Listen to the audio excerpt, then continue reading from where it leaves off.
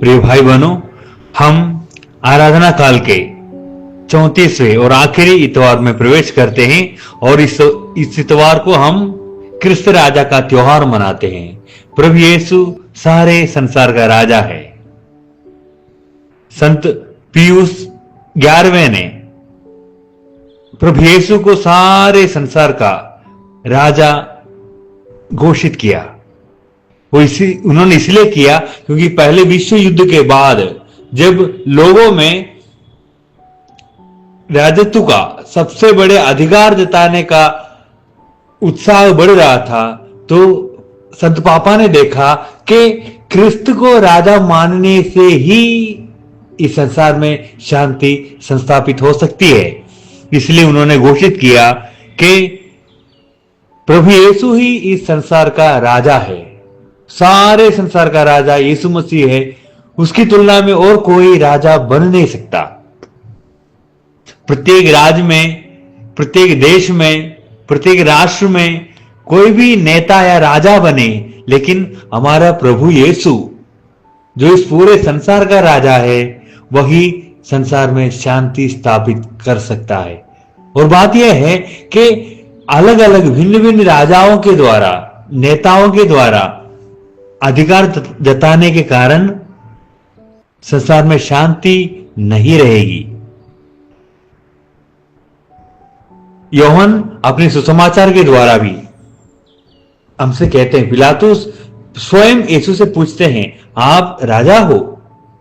तो प्रभु यीशु कहते हैं, आप खुद कहते हैं कि मैं राजा हूं और मेरे राज्य यहां का नहीं है, मेरे राज्य स्वर्ग का है। स्वर्ग में विराजमान होकर मैं सारी सृष्टि पर राज करता हूं। दिलों में राज करने वाला प्रभु यीशु सच्चा ईश्वर और सच्चा राजा है। और इस राजा का अनुगमन करने से हमारे दिलों में, हमारे घरों में, हमारे परिवार में, हमारे समाज में शांति स्थापित हो सकती है। देखिए ना, सबसे बड़ी बात यह है कि राजा वो है जो सबके लिए दास बनकर सबकी सेवा करता हो। राजा वो नहीं जो अधिकार जताता हो। इसलिए प्रिय भाइयों बहनों, हमें भी इस राजा के सामने, प्रभु यीशु के सामने नतमस्तक होने की जरूरत है, ताकि हमारे जीवन में, हमारे घरों में, हमारे परिवार में, हमारे समाज में शांति छा जाए। हम कभी किसी के नेता, किसी के ऊपर विराजमान होकर राज करने का हमारी उत्सुकता, हमारी आशा, हमारा उत्साह सही नहीं है। बल्कि इस त्योहार को मनाते हुए हम यह सुनिश्चित करें कि हम उस राजा की प्रजा है जो यीशु मसीह है। यीशु मसीह को राजा मानता हूं तो मैं उसकी प्रजा बन गया हूं। तो मैं अपने जीवन में कदापि राज करने का, अधिकार जताने का कार्य नहीं करूंगी। आइए हम एक साथ इस त्योहार को मनाते हैं।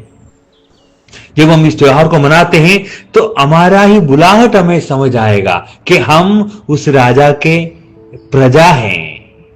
हमारा प्रभु यीशु ही हमारा राजा है। आइए हम इसको एक साथ मनाते हैं। हम जब इस राजा को मानेंगे तो सेवा भाव हमारे अंदर अधिक बढ़ेगा।